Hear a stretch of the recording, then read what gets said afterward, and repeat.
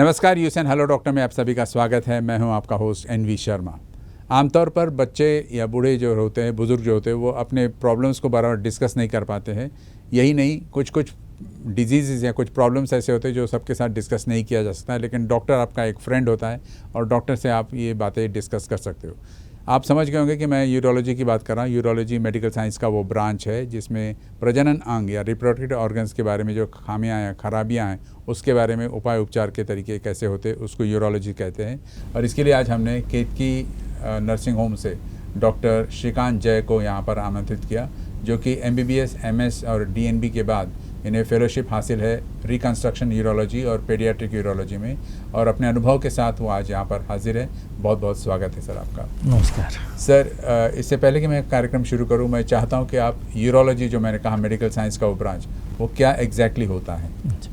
Urology medicine का वो surgical branch है जो जेनेटो यूरिनरी सिस्टम यानी शरीर के वो अंग जो पेशाब से रिलेटेड होते हैं और वो अंग जो रिप्रोडक्शन से रिलेटेड होते हैं उनसे डील करता है। जी, लेकिन इसी संबंध में पेडियाट्रिक यूरोलॉजी कुछ अलग होता है या फिर बाद में एक हिस्सा है उसका? सब पीडियाट्रिक यूरोलॉजिस्ट वो यूरोलॉजिस्ट होते हैं जो छोटे बच्चों के जेनेटो यूरिनरी तकलीफ़ों से डील करते हैं, जैसे पेशाब में इन्फेक्शन, किडनी में सूजन, लिंग या अंडकोश के स्ट्रक्चरल तकलीफ़ों से डील करने वाले यूरोलॉजिस्ट पीडियाट्रिक यूरोलॉजिस्ट कहलाते हैं। जी, ये ज़्यादा सेंसिटिव हो जाता है सर, क्योंकि बच्चा है, उसको बोलना नहीं आता है, या नवजात शिशु है, तो कितनी तकलीफ हो जाती है डॉक्टर को इस सब को डायग्नोस करते हुए? यस सर, ये पीडियाट्रिक यूरोलॉजिस्ट में एक अलग हमें सर्टिफिकेशन की ज़रूरत पड़ती है। क्योंकि बच्चों को समझने में, बच्चों को इलाज करने में, उनकी तकलीफ़ें समझने में एक हमें अलग एक्सपर्टीज़ की ज़रूरत पड़ती है।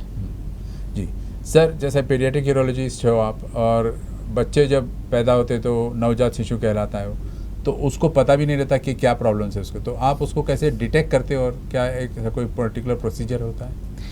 सर, सबसे इम्पॉर्टेंट होता है सिम्टम्स, बच्चा किस तरीके से बिहेव कर रहा है। एक माँ बाप को बहुत ही आसानी से पता चल जाता है कि अपना बच्चा आज नॉर्मल तरीके से बिहेव नहीं कर रहा है। शायद वो दूध प्रॉपर तरीके से ना पी रहा हो, बहुत ज़्यादा इरिटेबल हो, बहुत ज़्यादा रो रहा हो, या फिर उसे बुखार आ रहा हो। ये जानकारी से हमें आगे के टेस्ट समझने में आसानी होती है। जी, क्या क्या डायग्नोस करते सर आप ये सिम्टम्स पता चलने के बाद? देखिए, paediatric urologist generally genito urinary system यानी किडनी, ब्लैडर, लिंग, अंडकोश, इनसे डील करता है। इनमें होने वाली तकलीफ़ों में से कुछ यूरिन ट्रैक इन्फेक्शंस, किडनी में होने वाली सूजन, जिसमें से ऑब्स्ट्रक्शन यानी PUJO ऑब्स्ट्रक्शन कहते हैं, वेसाइको यूरेट्रिक रिफ्लक्स हो सकता है। ये टर्म्स क्या होते हैं सर? किडनी से जो पेशाब नीचे आता है वो यूनिडायरेक्शनल फ्लो होना चाहिए, एक डायरेक्शन में। ऊपर से जो किडनी से में जो पेशाब बना वो सिर्फ नीचे आता है, बट कई बच्चों में ये पेशाब करते हुए या नॉर्मल रेस्टिंग के टाइम पे वापस ऊपर जाके तकलीफ़ दे सकते हैं, जिसे रिफ्लक्स कहते हैं। ये एक ही बीमारी थी और भी कुछ? सर, इसके अलावा किडनी में ऑब्स्ट्रक्शन यानी कई जगह पे रुकावट हो सकती है। यदि ये ऑब्स्ट्रक्शन, ये रुकावट ऊपर की तरफ होता है, जिसे PUJO कहते हैं। ये क्या होता है? Pelvic ureteric junction obstruction. जो पेल्विस होता है, जहाँ पे पेशाब जमा होके अंदरूनी रास्ते से पेशाब की थैली तक जो आता है, उसे पेल्विक यूरेट्रिक जंक्शन कहते हैं। वहाँ पे होने वाली ये जन्मजात रुकावट को पेल्विक यूरेट्रिक जंक्शन ऑब्स्ट्रक्शन कहते हैं। जी, इसे किडनी में आप जैसे कह रहे हो कि रुकावट आ जाती है? हाँ सर, ये तकलीफ़ें जनरली सोनोग्राफी करने पे सूजन के साथ में प्रेजेंट कर सकती है। ये जो बीमारियां बता रहे सर आप, किस एज से, किस टाइम से बच्चे के अंदर डेवलप होना शुरू हो जाता है? वैसे देखा जाए तो ये तकलीफ़ें जन्म से पहले से ही होने की संभावना रहती है। मतलब माँ की कोख से ही ये तकलीफ़ें होने की संभावना रहती है। तो आप कैसे डिटेक्ट करते हैं सर? इसे डिटेक्ट करने के लिए एंटीनेटल, जो माँ की सोनोग्राफी जो होती है बच्चे के लिए, प्रेगनेंसी के वक्त जो सोनोग्राफी की जाती है, उसके अंदर में ये तकलीफ़ें डिटेक्ट करने के चांसेस कई ज़्यादा होते हैं। जी, क्या सिम्टम्स होते सर? जैसे आपने कहा कि बच्चा जब बाहर आ जाता है, रोता है, तब पता चलता है, लेकिन माँ की कोख में जो प्रॉब्लम्स है तो आपको रेगुलर इसको दिखाना पड़ता है? सर, एक बार जब बच्चा पैदा हो जाता है तो एक रूटीन प्रोटोकॉल होते हैं कि अगर पहले सोनोग्राफी हुई है तो पैदा होने के बाद पहले ही हफ्ते में सोनोग्राफी करके चेक किया जाए कि अंदर में कोई सूजन बरकरार है या नहीं है। अगर सूजन बरकरार है तो उसे रेगुलर फॉलोअप करते हुए देखना पड़ता है कि सूजन बढ़ रही है या नहीं बढ़ रही है, बच्चे का ग्रोथ कैसा है, किडनी का कार्य कैसा है, इसे मॉनिटर करते हुए अपन आगे का स्टेप्स लिए जा सकते हैं। जी, कई बार जैसे ये भी सुनने में आया सर मेडिकल टर्म्स में कि जब स्क्रोटम होता है, जो अंडकोश जहाँ है, तो वहाँ पर वो पूरा डिसेंड नहीं हुआ रहता और वो पहले ही अंदर ही रहता है बिल्कुल, तो इसको आप कैसे टैकल करते हैं? नवजात शिशु में कई सारे जो प्रीमेच्योर नवजात शिशु होते हैं उनमें ये बहुत कॉमनली देखने मिलता है, अंडकोश अपने जगह पे ना होना। इसे अनडिसेंडेड टेस्टिस भी कहते हैं। यदि इसे समझना हो तो एक कदम पीछे लेते हुए अंडकोश का डेवलपमेंट कैसा होता है ये समझते हैं। जब बच्चा पैदा नहीं हुआ होता है, अंडकोश अपने पेट में ऊपर होते हैं, जो जांग के रास्ते से नीचे और बाहर निकलते हैं। 6 महीने की उम्र तक के अंडकोश नीचे आने का वेट किया जा सकता है। 6 महीने के बच्चा पैदा होने के 6 महीने बाद तक के आप वेट कर सकते हैं अंडकोश नीचे आ जाए। यदि ये अंडकोश अपने रास्ते से नीचे ना आए तो इसे ऑपरेशन करके नीचे लाना ज़रूरी होता है। तो किस वजह से ऑब्स्ट्रक्ट हुआ रहता है सर, वो मतलब बाहर नहीं निकल रहा है? सर, अनडिसेंडेड टेस्टिस का मल्टीफैक्टोरियल कॉजेशन हो सकता है, जिसमें से एक बहुत ही स्ट्रॉन्ग होता है कि जेनेटिक्स जो होते हैं अपने, उस वजह से बेसिकली इसे आप कहे तो आनुवंशिक बीमारी होने के चांसेस कहा जा सकता है। जी, तो उसको फिर आप डिसेंड कराते हो? हाँ सर, तो ये जो ऑपरेशन होता है ये दूरबीन या लैप्रोस्कोपी के द्वारा किया जा सकता है। जी, इसे ऑपरेशन करने का सही उम्र होती है 1 से 1.5 वर्ष की उम्र। अच्छा, मतलब 6 महीने तक वेट कर सकते हैं, उसके बाद फिर आप ये स्टार्ट कर सकते हैं, ये कह रहे हैं? नहीं, 6 महीने तक के आप वेट करते हैं कि वो अपने आप नीचे आ जाए। यदि अंडकोश नीचे नहीं आते हैं तो अपन उसे प्लान करके 1 से 1.5 वर्ष की जो उम्र होती है उस टाइम पे अपन उसको नीचे लाने का ऑपरेशन किया जा सकता है। सर, लड़का हो या लड़की हो सर, यूरिनरी ट्रैक्ट इन्फेक्शन एक कॉमन प्रॉब्लम है बच्चों Yes, में, sir. तो किस कारण से होता है और उसके लिए इलाज क्या उपाय? 5 साल से छोटे बच्चों में यूरिनरी ट्रैक इन्फेक्शन बहुत ही कॉमनली देखने मिलता है। यूरिनरी ट्रैक इन्फेक्शन मतलब पेशाब की थैली यानी ब्लैडर या किडनी में होने वाले बैक्टीरियल इन्फेक्शन को अपन यूजुअली यूटीआई यानी यूरिनरी ट्रैक इन्फेक्शन कहते हैं। इन्वेस्टिगेशंस की बात करेंगे सर हम, तो जैसे एक बच्चा आपके पास आया तो आप क्या क्या पॉइंट्स को लेकर इन्वेस्टिगेट करते हो और बाद में उसको कैसे कन्वे करते हो, एक्सप्रेस कैसे? अच्छा, सारे इन्फेक्शन एक तरीके से बिहेव नहीं करते। कई बार कुछ बच्चों में एक बार इन्फेक्शन होने के बाद आगे कोई भी तकलीफ नहीं होती है। दूसरी तरफ कई बच्चों को बार बार इन्फेक्शन होता है और इन्फेक्शन से किडनी को भी नुकसान हो सकता है। इसीलिए हर इन्फेक्शन को सीरियसली लेके जांच करना ज़रूरी होता है। जांच के अंदर में यूरिन इन्फेक्शन कंफर्म करने के लिए यूरिन टेस्ट किए जाते हैं और यूरिन में इन्फेक्शन क्यों हुआ ये समझने में सोनोग्राफी की मदद ली जा सकती है। सोनोग्राफी से हमें पता चल सकता है कि किडनी की बनावट कैसी है, किडनी के अंदर में सूजन कितनी है, पेशाब की थैली कैसी, ये सारी जानकारी हमें सही इलाज करने में मदद करती है। जी, ये इन्वेस्टिगेशंस जो करते हैं आप सर, तो इसमें क्या क्या रिस्क्स इन्वॉल्व है बच्चों को लेकर? सर, सोनोग्राफी जो होती है ये बहुत ही रिस्क फ्री और नॉर्मल टेस्ट एक होता है, जिसमें कोई रेडिएशन या और कोई इंटरवेंशन इन्वॉल्व नहीं होता है। इसी कारण से सोनोग्राफी जो होती है वो फर्स्ट लाइन इन्वेस्टिगेशन माना जाता है आज की तारीख के अंदर में। कुछ एडवांस टेक्निक्स भी है सर इसको डिटेक्ट करने के लिए, जैसे sonography is only first? Yes, sonography basically first line of investigation होता है, जिससे हमें पता चलता है कि अंदर की आवरण या अंदर की किडनी या पेशाब की थैली में कहाँ पे और क्या तकलीफ चल रही है। इसे कंफर्म करने के लिए या फर्दर टेस्ट कुछ होते हैं, जिसमें से सीटी स्कैन हो सकता है, पेशाब के रास्ते के डाई स्टडी यानी MCUG या RGU, जिसमें पेशाब के थैली में दवाई डाल के कुछ एक्सरे किए जा सकते हैं, DTPA रिनोग्राम, जिसमें नसों के द्वारा दवाई डाल के कुछ बड़े एक्सरेज किए जा सकते हैं। एबनॉर्मलिटीज़ की बात करेंगे सर हम, रिप्रोडक्टिव ऑर्गन्स में किस किस्म के एबनॉर्मलिटीज़ पाए जाते हैं? हाँ सर। और कितना सीरियस होता है? Yes sir.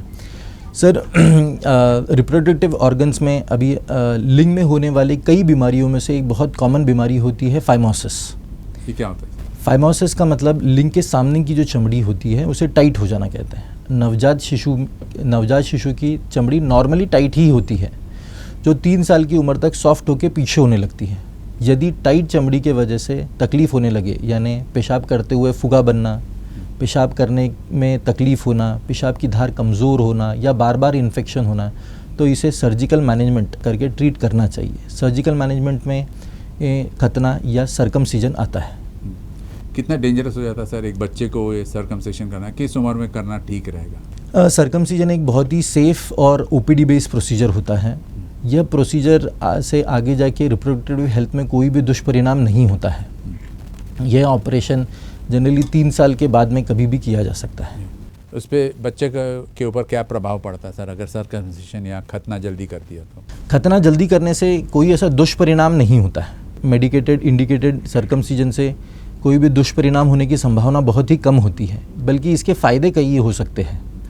लिंग को साफ़ सफाई रखने में फ़ायदा हो सकता है। बच्चा बड़ा होने के बाद सेक्सुअली ट्रांसमिटेड डिजीज़ के चांसेस भी कम हो जाते हैं। अच्छा, from by circumcision. By circumcision. Abnormalities की बात करें सर, कई बार ये देखा गया कि बच्चे का जो लिंग है उसमें जहाँ से पेशाब निकलनी चाहिए वहाँ नहीं निकलती, ज़रा नीचे से निकलती है, तो क्या ये करेक्शन किया जा सकता है? पेशाब का मुंह सही जगह पे ना होना या लिंग का टेढ़ापन होना, इसे हाइपोस्पीडियासिस कहते हैं। यह हाइपोस्पीडियासिस के लिए इकलौता इलाज ऑपरेशन होता है। यह ऑपरेशन के बाद करेक्ट करना बहुत ही आसान होता है। ऑपरेशन करने का सही उम्र 1 से 1.5 वर्ष की उम्र होती है। बिना ऑपरेशन के आगे जाके वैवाहिक जीवन में तकलीफ होने की संभावना काफ़ी ज़्यादा होती है, इसलिए सही समय पे सही इलाज करना अनिवार्य होता है। But why so early sir, 1 साल 1.5 साल? क्योंकि विवाह का जो टाइम है 22, 23, 25, 26, 28 साल। सो देखा ये गया है कि टीनेजर्स में यदि ये ऑपरेशन किया जाता है तो कॉम्प्लिकेशन के चांसेस थोड़े बढ़ जाते हैं। प्लस बच्चे को अपने लिंग का अवेयरनेस होने लगता है, उन्हें पता रहता है कि उनका लिंग नॉर्मल नहीं है, इसके ऊपर में सर्जरी की गई है। तो सर्जिकल ट्रॉमा भी जो होता है उसका भी long term psychological long term effect होने की संभावना रहती है। तो 1.5 से 2 वर्ष के बीच में अगर सर्जरी कंप्लीट हो जाती है तो ये सर्जिकल ट्रॉमा का इफेक्ट मिनिमम से मिनिमम होता है। या नहीं भी हो सकता है? नहीं भी हो सकता है जी। लेकिन उस पीरियड में 1 साल 1.5 साल की बात करें, अब तब ऑपरेशन कर लेना तो बच्चे के लिए कितना रिस्की हो सकता है सर? बच्चा 1 से 1.5 साल के बीच तक 1 से 1.5 साल के बीच में फिजियोलॉजिकली काफ़ी स्टेबल हो जाते हैं। आजकल के नए एनेस्थीसिया के हिसाब से एनेस्थीसिया भी काफ़ी सेफ़ होते हैं। हम ऑपरेशन जब करते हैं तो हम ऑप्टिकल मैग्निफिकेशन यूज़ करके ऑपरेशन करते हैं, जिससे सक्सेस रेट भी बेटर हो जाते हैं।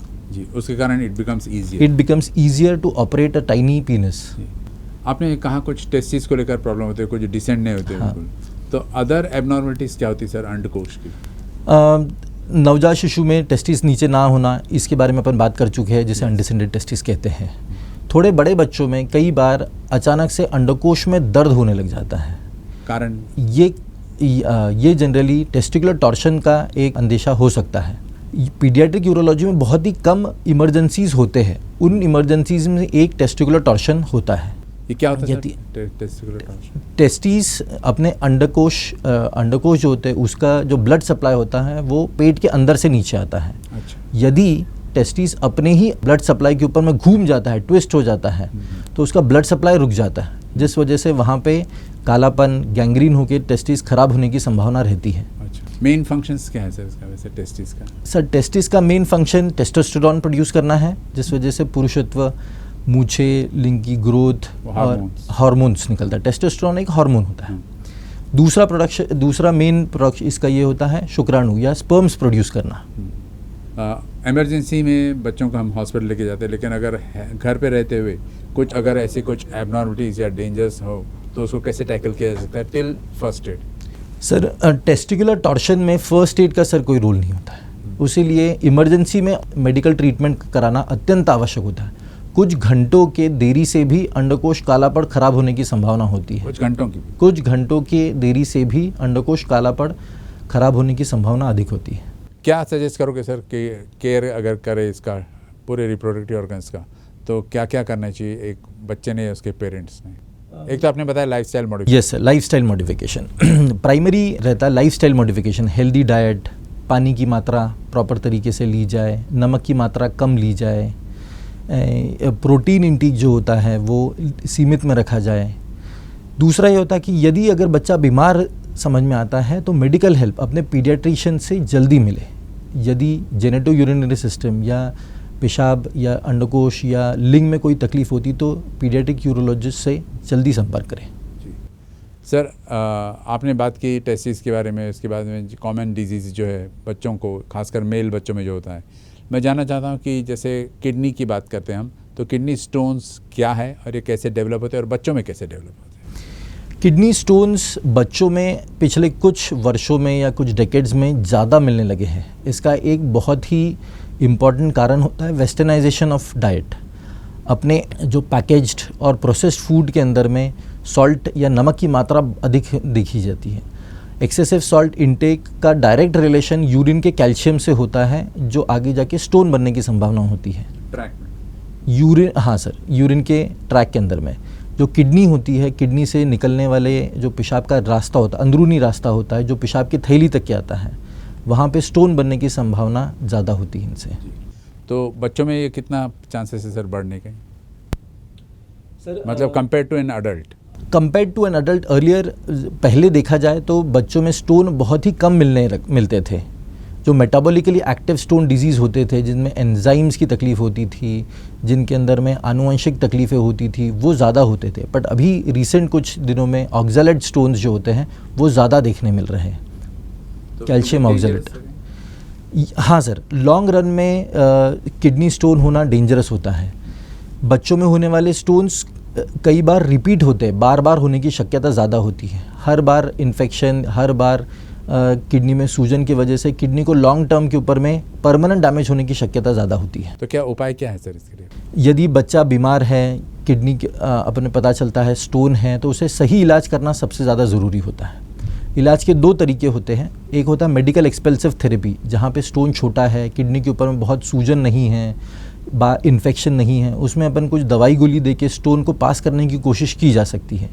बट यदि इन्फेक्शन ज़्यादा है, किडनी के ऊपर में सूजन ज़्यादा है, स्टोन का ज़्यादा परिणाम हुआ है किडनी के ऊपर में, उन कंडीशन में हमें ज़्यादा वेट ना करते हुए ऑपरेशन कर स्टोन को निकाला जाना चाहिए। ये जो ऑपरेशन होता है आजकल, ये बहुत ही छोटी छोटी दूरबीनों के द्वारा लेज़र से किया जा सकता है। मतलब अगेन जैसा एक्यूरेसी इसकी ज़्यादा बढ़? यस सर, एक्यूरेसी इनसी बहुत बढ़ जाती है। जो नए छोटे स्कोप आए हैं, इनमें हम छोटे न्यूनेट्स यानी 1 साल से छोटे बच्चों के भी हम इनमें ऑपरेशन किए जा सकते हैं। आप जैसे कह रहे थे सर कि बच्चों में ये किडनी स्टोन फिर से रिकर हो सकता है। हाँ सर। तो उसको अवॉइड करने के लिए क्या किया जा सकता है या प्रोलॉन्ग करने के लिए क्या किया जा सकता है? सबसे ज़रूरी, जैसे मैंने इसके पहले भी बताया था, नमक की मात्रा। नमक की मात्रा एक सीमित में रखना बहुत ज़्यादा ज़रूरी है। नमक से यूरिन आइडियली कितना लेना चाहिए sir? 1 to 2 grams per day पूरे दिन में। तो मेरे ख्याल से इंडियंस इतना नहीं करते। नहीं सर, इंडियन डाइट बहुत ज़्यादा सॉल्ट होता है। आप अगर देखें दिवाली में बनने वाले नाश्ते में, चूड़े में इतना ज़्यादा नमक होता है, अचार पापड़ में नमक बहुत ज़्यादा होता है। इसके अलावा आजकल के में कुरकुरे, मैगी, इनमें नमक की मात्रा काफ़ी देखी जाती है। बल्कि almost every food has excessive salt that needs to be reduced. और क्या उपाय? दूसरा उपचार होता है पानी की मात्रा। बच्चों में पानी की मात्रा क्वांटिफाई करना थोड़ा डिफ़िकल्ट होता है। इस वजह से इतना ध्यान रखना चाहिए कि बच्चा हर 2 से ढाई घंटे के बीच में पेशाब करे, और जब भी पेशाब करता है तो पेशाब में कलर ना आए, क्रिस्टल वाइट पेशाब रहे। ये दर्शाता है कि हाइड्रेशन का लेवल जो है वो बरकरार है। अच्छे पेशाब से छोटे कण जो बनते हैं वो अपने आप नीचे स्लिप होकर बाहर आ जाते हैं। What if it is yellow? और कभी कभी देखा कि रेड भी होता है sir. Red urine is an alarming sign. Alarm for what? Kidney elements? It can be due to anything. पेशाब अगर लाल कलर का होने लगे है तो इसका मतलब है पेशाब में खून आ रहा है, जो अपने आप में एक अलार्म होता है। पेशाब में कभी खून नहीं आना चाहिए। What does it indicate or lead to? It can indicate anywhere anything from a stone to a tumor. Tumour तक? Yes, ट्यूमर तक के। Benign या? It is usually benign, but it can be malignant tumors also. अच्छा sir, आमतौर पर देखा गया कि बच्चे बिस्तर गीला कर देते हैं, जो एक पर्टिकुलर एज, जैसे 6 महीने, 8 महीने, 1 साल तक ठीक है, लेकिन that becomes a habit and it goes on prolonging even after he has attained 3 years 4 years of age या इवन मोर। तो क्या रीज़न हो सकता है सर बेड वेटिंग का, और उसको कैसे कंट्रोल किया? यस, सो बेड वेटिंग को मेडिकल टर्मिनोलॉजी में एन्यूरेसिस कहते हैं। एन्यूरेसिस, पैथोलॉजिकल एन्यूरेसिस जो होता है वो 5 साल की उम्र तक, 5 साल की उम्र के बाद में आप कंसिडर करते हैं। 5 साल से छोटा बच्चा जो होता है वो ब्लैडर ट्रेनिंग के अंडर में रहता है। जनरली ब्लैडर कंट्रोल 3 से 5 साल के बीच में आ जाता है। 5 साल से बड़े बच्चे अगर बेड वेटिंग करते हैं तो इसे पीडियाट्रिक यूरोलॉजिस्ट से मिलके डिटेल में इवैल्यूएट करना बहुत ज़्यादा ज़रूरी होता है। बेड वेटिंग के कुछ कॉमन कारणों में से एक होता है स्ट्रेस, दूसरा हो सकता है यूरिन ट्रैक इन्फेक्शन, यूरिन के जो ट्रैक्स होते हैं उनकी नॉर्मल डेवलपमेंट ना होना, ये भी एक देखने में मिलता है। इसके कारण बेड वेटिंग होता है। बेड वेटिंग होने के चांसेस ज़्यादा होते हैं। जी। तो उसको कंट्रोल करना है मेडिसिन से कुछ है सर? इनके बेड वेटिंग में सबसे पहले अपन को डिटेल में जांच करना बहुत ज़रूरी होता है। एक होता है प्राइमरी बेड वेटिंग, जिसके अंदर में ये सारी तकलीफ़ें ना होने के बावजूद, किडनी का स्ट्रक्चर, किडनी के रास्ता नॉर्मल होने के बावजूद, इन्फेक्शन ना होने के बावजूद भी बच्चा बेड वेटिंग रहता है। जनरली देखा गया है कि ये बच्चे बहुत ही डीप स्लीपर्स होते हैं। घर में अगर आप बैंड बाजा भी बजा लो तो भी बच्चे आराम से अपनी नींद ले पाते हैं। तो ये बच्चों में अपन को थोड़ा मॉनिटर ये करना पड़ता है कि ये कितने समय पे, कितने बजे रात को बेड वेट करते हैं। उस वक्त इन्हें ज़बरदस्ती से नींद से उठा के नहीं, अपने कंधों पे उठा के नहीं, चला के, हाँ, जगह के पेशाब के लिए बाथरूम तक के लेके जाए और फिर वापस लाके मतलब आप जैसे कह रहे थे कि ब्लैडर ट्रेनिंग। हाँ सर, ये इसको कहते हैं। ब्लैडर ट्रेनिंग बेसिकली एक नॉर्मल माइलस्टोन होता है जो बच्चा अचीव करता है 3 से 5 साल के बीच में। जो छोटे बच्चे होते हैं, that is a natural process. अगर ऐसा नहीं हो रहा है तो हम बच्चे को उठा के जगा के फिर ले जा सकते हैं। हाँ। एन्यूरेसिस के अंदर में 3 चीज़ों का प्रॉब्लम होने की संभावना रहती है। एक होता है पेशाब की थैली, जहाँ पे पेशाब की थैली नॉर्मल ना हो, किडनी जहाँ पे पेशाब एक्सेस में बन रही है जिस वजह से पेशाब नॉर्मली लीक हो जा रहा है।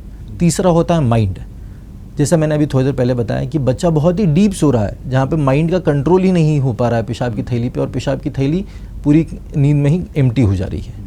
कुछ इस किस्म के लक्षण हम बुजुर्गों में भी देखते हैं सर। तो जो बुज़ुर्गों में देखे जाने वाली तकलीफ़ें होती हैं वो नॉक्चूरिया उन्हें कहते हैं, जो पेशाब रात में ज़्यादा निकलने लग जाता है उनका। इनका बुज़ुर्गों में होने वाली तकलीफ़ें बच्चों की तकलीफ़ों से कम्प्लीटली अलग होती है। वो न्यूरोलॉजिकल प्रॉब्लम, वो प्रोस्टेट की तकलीफ़ होने की संभावना ज़्यादा होती है उनमें। और ट्यूमर का इससे कोई संबंध है सर? किडनी के ऊपर ट्यूमर जो बनता है तो वो ट्यूमर कोई इन्हीं बीमारियों के कारण होता है, it's a totally different aspect altogether? बच्चों में ट्यूमर या कैंसर होने की संभावना होती है जिसका कारण इनमें से कोई भी नहीं होता है। ये सारी तकलीफ़ें, किडनी में सूजन, एन्यूरेसिस, यूरिन ट्रैक इन्फेक्शन, ये किडनी ट्यूमर से कम्प्लीटली अलग होते हैं। जी। लैप्रोस्कोपिक सर्जरी जो है वो कितना फ़ायदेमंद है आज के ज़माने में, खासकर बच्चों को ध्यान में रखते हुए? हाँ, जैसे अपन ने अभी दूरबीन से ट्यूमर की बात चल रही थी। यदि अगर किसी बड़े बच्चे को ट्यूमर होता है या किसी कारणवश उसकी किडनी निकालनी पड़ती है तो पहले के ज़माने में उसे पेट पे एक बड़ा चीरा लगा के ऑपरेशन कर उसे निकालना पड़ता था। ये बड़े चीरे का अपने बहुत नुकसान होते थे, इसमें दर्द काफ़ी होता था, इसमें रिकवरी टाइम बहुत ज़्यादा होता था। प्लस यहाँ पे जहाँ पे चीरा लगा है वहाँ पे हर्निया डेवलप होने के चांसेस भी रहते थे। आजकल जब दूरबीन से, छोटे छोटे दूरबीन से 1-1, 2-2 सेंटीमीटर के कानों से अंदर जाके दूरबीन के द्वारा ये ऑपरेशन किया जा सकता है, जिससे रिकवरी टाइम और आगे की मसल्स की रिकवरी बहुत जल्दी हो जाती है। Minimal invasive surgery sir. जी, thank you so much sir, it was a pleasure talking to you. फिर भी मैं चाहूँगा कि अगर आप एक मैसेज देना चाहोगे तो क्या रहेगा? बच्चों के कई किडनी, ब्लैडर के कई तकलीफ़ें हो सकती हैं, जिन तकलीफ़ों का सही तरीके से, सही समय पे इलाज होने से आगे जाके तकलीफ़ कम से कम होती है, किडनी सेफ रहती है और जीवन अच्छा गुजरता है। Thank you sir. Thank you sir. Thank you so much sir.